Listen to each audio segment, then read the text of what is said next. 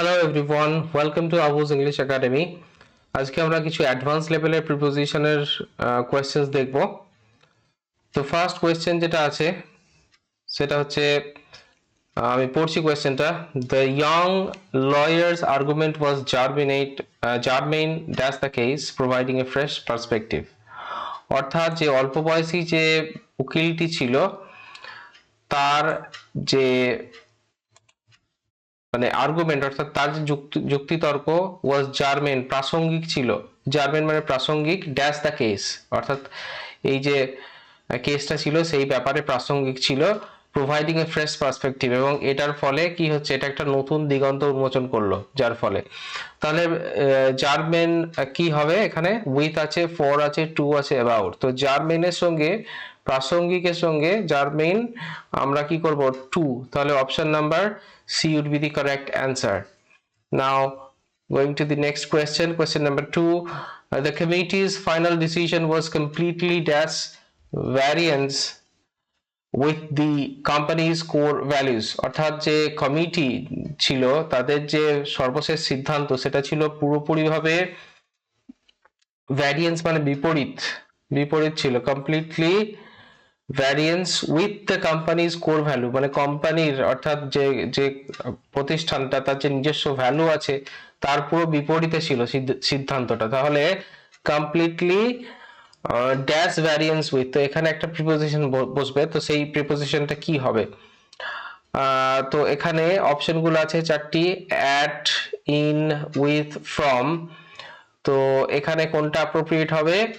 Completely at variance হবে, অর্থাৎ ভ্যারিয়েন্সের আগে আমরা অ্যাট বসাবো। Okay, now coming to the third question. I'm afraid I cannot help you. I am not dash liberty to discuss the confidential details.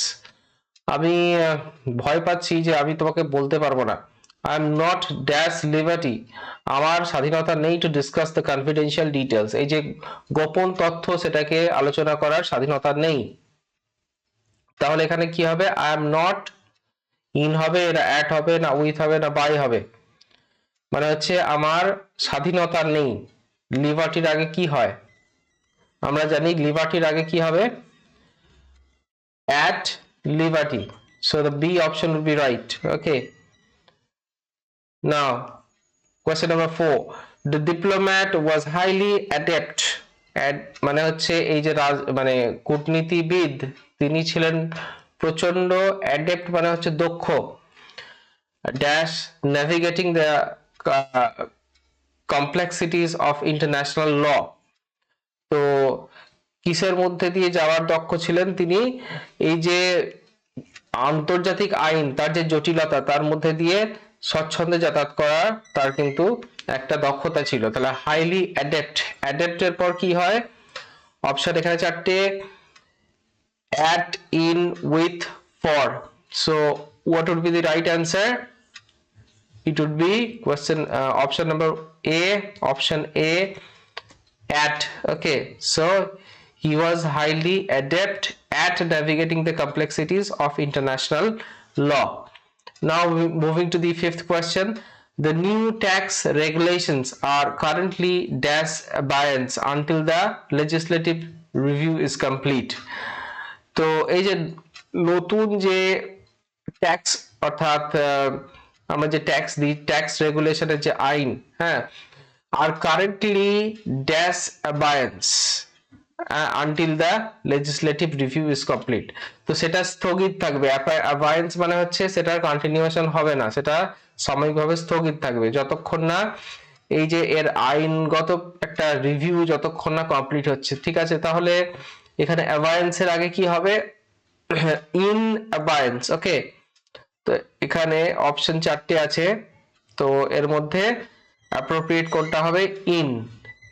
আন্ডারও হবে না, উইথও হবে না, অ্যাটও হবে না। Okay, so option A would be the right answer. Okay, now moving towards the sixth question. Despite the immense pressure, the captain remained undaunted dash the challenges ahead. প্রচন্ড চাপ থাকা সত্ত্বেও যে ক্যাপ্টেন ছিল অর্থাৎ যে প্রধান ছিল সে ভীত হয়নি। আনডন্টেড মানে হচ্ছে ভীত না হওয়া, রিমেইন থেকে মানে সে ছিল মানে হচ্ছে খুব কুল, ক্যাপ্টেন কুল, আমাদের ধোনির মতো। তো undaunted dash the challenges ahead, challenges অর্থাৎ কঠিন পরিস্থিতির সামনে। তাহলে আনডন্টেড কি হবে? কোনো কিছুর দ্বারা ভয় না পাওয়া, এখানে দ্বারা অর্থে ব্যবহার করা হবে। তাহলে কি হবে এখানে? উইথ, অপশনস গুলো দেখে নেবো। অপশনস আছে উইথ, বাই, অ্যাট, ফর। তো কোনটা এখানে অপশনসটা, কোন অপশনটা কারেক্ট হবে? Undaunted by the challenges. Okay, so by would be the right answer, by the challenges. Okay, fine. Next, it is often difficult for modern historians to reconcile these myths dash archaeological evidence. So it is often difficult, এটা খুব শক্ত, আধুনিক যে নতুন ঐতিহাসিকগণ আছেন তাদের পক্ষে, ইতিহাসবিদদের পক্ষে, টু রিকনসাইল দিস মিথস। হ্যাঁ, রিকনসাইল মানে হচ্ছে কোনো কিছুকে একত্র করে দেওয়া। এই যে প্রচলিত কাহিনী, কথা, যেগুলো মিথগুলো আছে সেগুলোকে আর্কিওলজিক্যাল এভিডেন্স অর্থাৎ কোনো জায়গার যে মানে নৃতাত্ত্বিক যে এভিডেন্স গুলো, প্রমাণগুলো আছে তার সঙ্গে মিথকে মিশিয়ে দেওয়া, হ্যাঁ, এই ব্যাপারটাকে বলা হচ্ছে। তো সেইটা কিন্তু এখনকার মডার্ন হিস্টোরিয়ান যারা আছে তাদের জন্য ডিফিকাল্ট। ওকে, তাহলে এটা কি হবে? দিস মিথস, এখানে টু আছে অপশনের মধ্যে, উইথ, এগেনস্ট, ফর। তো এখানে মিথগুলোর সঙ্গে আর্কিওলজিক্যাল এভিডেন্স, এই অর্থে কিন্তু এখানে প্রিপোজিশনটা ইউজ হবে। তাহলে আমরা এখানে কি প্রিপোজিশন ইউজ করব? আমরা এখানে ইউজ করব with. Okay, now the next question, the release of the funds is strictly contingent dash the submission of the audit report. তো কোন জায়গা থেকে, তহবিল থেকে যে টাকা আসা থাকে সেটাকে ফান্ড বলা হচ্ছে, এটা কিন্তু স্ট্রিক্টলি কন্টিনজেন্ট, মানে এটা নির্ভর করছে মানে একদম খুব কঠোরভাবে dash the submission of the audit report, audit report জমা দেওয়ার ওপর। তাহলে এটা কন্টিনজেন্ট, তারপর কি হয় এখানে অপশনগুলো দেখো, কন্টিনজেন্ট টু, উইথ, আপন, অ্যাট। ওকে, তো টু তো হবে না, উইথও হবে না, অ্যাটও হবে না। তাহলে এখানে correct option would be C, contingent upon the submission of the audit report. Okay, question number 9, after a long trial, অনেক দীর্ঘদিনের ট্রায়ালের পর, অর্থাৎ ট্রায়াল অ্যান্ড এরার যেটাকে বলে, কোনো কিছুকে প্রচেষ্টা চালিয়ে যাওয়া,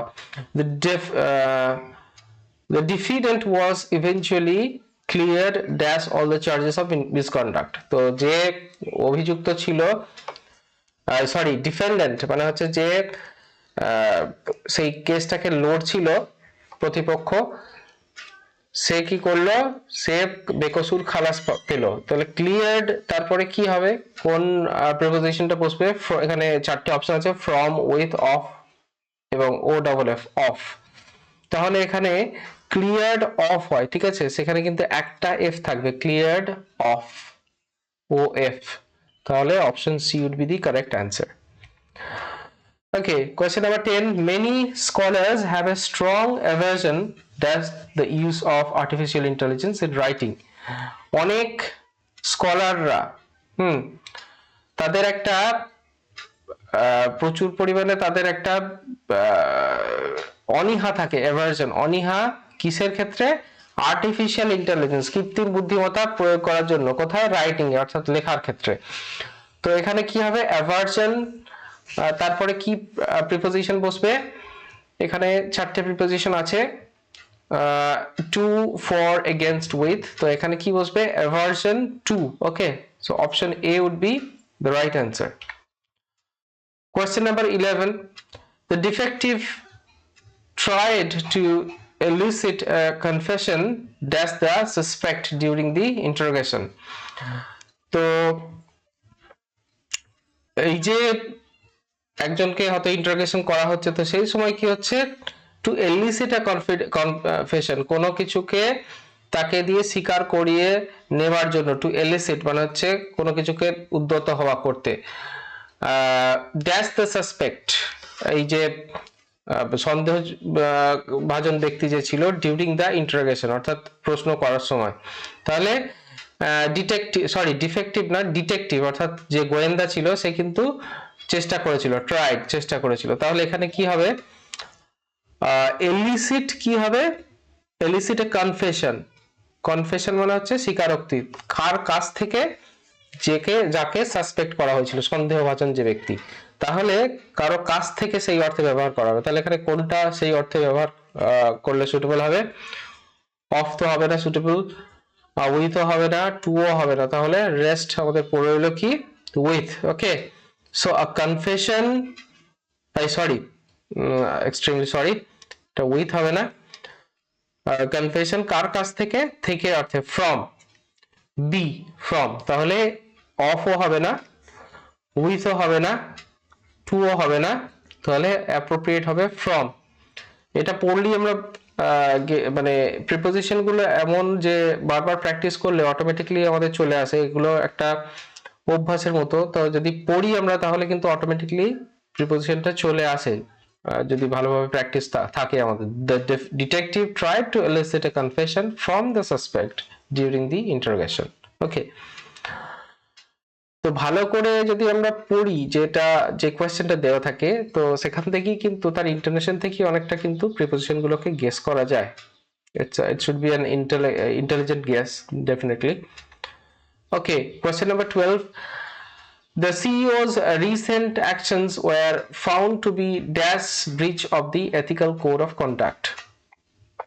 কোন একটা কোম্পানির সিইও তার যে সেই যে এখন কাণ্ড কারখানা করছে, অ্যাকশন করছে, তার যে কর্মকাণ্ড সেগুলোকে কি পাওয়া গেল, found to be dash breach of the ethical code of conduct, মানে হচ্ছে কোনো কিছুকে তার যে এথিক্স থাকে, অর্থাৎ তার যে ন্যায় নীতিবোধ এটা থাকে কোন একটা আচরণের, সেটাকে ব্রিচ করা হচ্ছে, ভেঙে দেওয়া হচ্ছে। ঠিক আছে, তাহলে এখানে কোন প্রিপোজিশনটা অ্যাপ্রোপ্রিয়েট হবে, তাকে তার মধ্যে পাওয়া গেল, তাহলে সেই অর্থে কিন্তু এখানে আমরা প্রিপোজিশন ইউজ করব। তাহলে প্রিপোজিশন কটা আছে, চারটে আছে। কোনটা হবে তাহলে, ইন, অ্যাট, উইথ, ফর, তো তার মধ্যে অ্যাপ্রোপ্রিয়েট কি হবে, in to be, were found to be in breach of the ethical code of conduct, তো তাহলে কি হবে, option A would be the right answer. Okay, question number 13. Question number 13 আমরা করব, the athlete was disqualified because his equipment was not dash compliance with standards. তো একজন অ্যাথলিটকে তাকে disqualify করে দেওয়া হয়েছিল, কেননা তার যে সরঞ্জাম বা যন্ত্রপাতি ছিল বা তার যে টুলস গুলো ছিল, ওয়াজ নট ড্যাশ কমপ্লায়েন্স, সেগুলো তার কমপ্লায়েন্স উইথ স্ট্যান্ডার্ড, মানে হচ্ছে ন্যূনতম যে স্ট্যান্ডার্ড থাকে, ন্যূনতম কোনো কিছুর কোনো একটা যন্ত্র ব্যবহার করার তার যে প্যারামিটার্স থাকে তার সঙ্গে সাযুজ্যপূর্ণ ছিল না, কমপ্লায়েন্স, নন কমপ্লায়েন্ট হয়ে গিয়েছিল। তাহলে ওয়াজ নট কিসের মধ্যে ছিল না, সেই অর্থে কিন্তু এখানে প্রিপোজিশনটা ইউজ হবে। ইন, ফর, উইথ, বাই, চারটে অপশন আছে, তো তার মধ্যে কি হবে, ওয়াজ নট ইন কমপ্লায়েন্স, ইনটা হচ্ছে appropriate, was not in compliance. Okay, now the next one, question number 14. He was an uncanny knack, he has an uncanny knack dash identifying market trends long before his competitors. তো তার একটা ন্যাক আছে, মানে একটা ঝোঁক আছে, হ্যাঁ, তো কি ঝোঁকটা, আইডেন্টিফাইং মার্কেট ট্রেন্ডস, বাজারে যে সেই সময়কার ট্রেন্ড চলছে, হ্যাঁ, যেটা বাজারে খুব, যার যে যে পথটা বা যে জিনিসটার খুব রমরমা, সেটা লং বিফোর হিজ কম্পিটিটরস, তার যে প্রতিপক্ষ আছে তার থেকে কিন্তু সে আগে শনাক্ত করতে পারে। তো এখানে কি হবে তাহলে, ন্যাক আমরা জানি সবসময় ঝোঁক কিসের জন্য থাকে, ঝোঁক কোনো কিছুর জন্য হয়, তাহলে এখানে জন্য অর্থে কিন্তু আমরা প্রিপোজিশনটা ইউজ করব। তাহলে কি হবে, অফ, ফর, ইন, অ্যাট, তার মধ্যে কোনটা হবে, ন্যাক ফর। ওকে, আনক্যানি মানে হচ্ছে unusual, he has an uncanny knack identifying market trends long before his competitors. Okay, now question number 15, she was so preoccupied dash the technicalities of the deal that she missed the big picture. তো সে এত obsessed ছিল, প্রিঅকুপাইড মানে হচ্ছে কোনো কিছুর দ্বারা একবারে puzzled হয়ে যাওয়া, অন্য কিছু মানে ভাবনা চিন্তা করার সময় না পাওয়া। she was so obsessed, obsessed এর পর বা প্রিঅকুপাইড এর পর আমরা একটা, এটা অবসেসড এর ক্ষেত্রেও হয় এই প্রিপোজিশনটা। তো টেকনিক্যালিটিস, যে ফর্মালিটিস গুলো আছে ডিল, কোন একটা বিজনেস ডিলের, যে সে ওই বড় ছবিটাকে মিস করে ফেললো, অর্থাৎ বড় ছবিতে তার রোলটা সে নিজের জায়গাটা করে নিতে পারলো না। তাহলে এটা কি হবে, উইথ হবে, ইন হবে, না অ্যাট হবে, না বাই হবে? তো এটা ডেফিনেটলি প্রিঅকুপাইড উইথ হবে, ঠিক আছে, প্রিঅকুপাইড উইথ দ্য টেকনিক্যালিটিস, ঠিক আছে। তাহলে আমরা এখানে অ্যান্সার করব option A. Next, the local politicians were accused of being dash collusion with the timber mafia.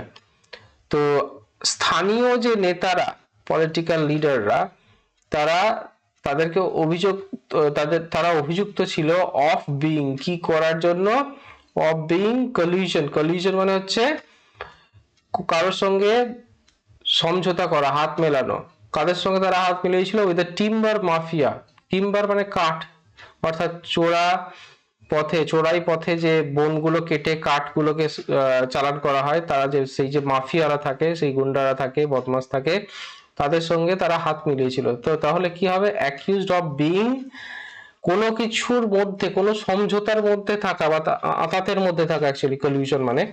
তাহলে কি হবে, অ্যাট হবে, না ইন হবে, না ফর হবে, না উইথ হবে?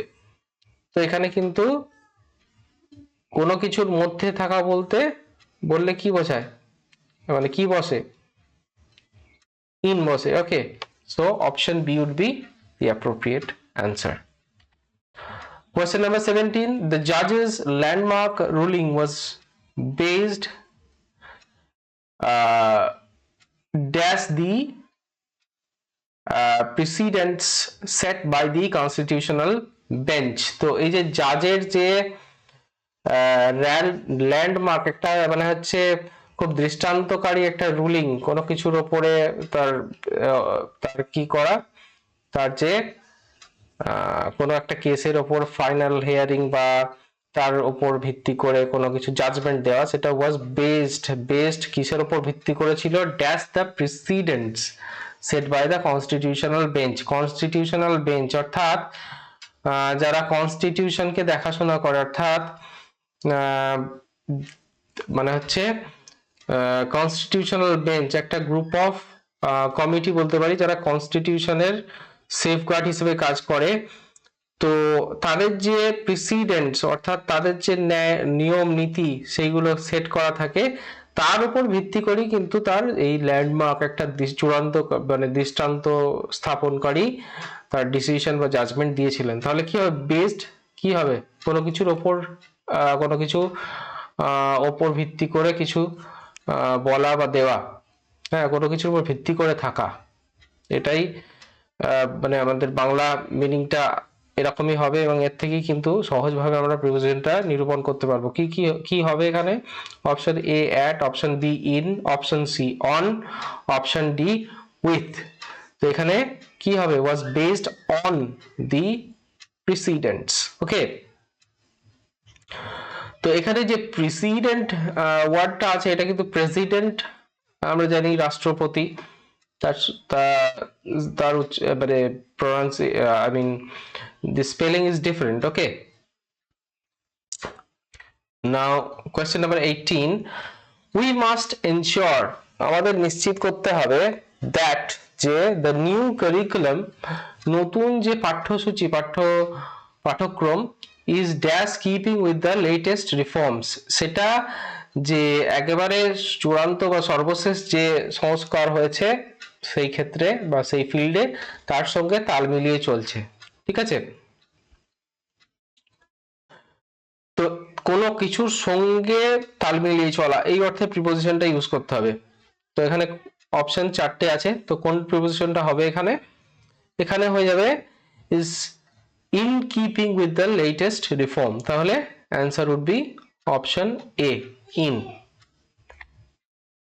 নাও কোয়েশ্চেন নাম্বার 19.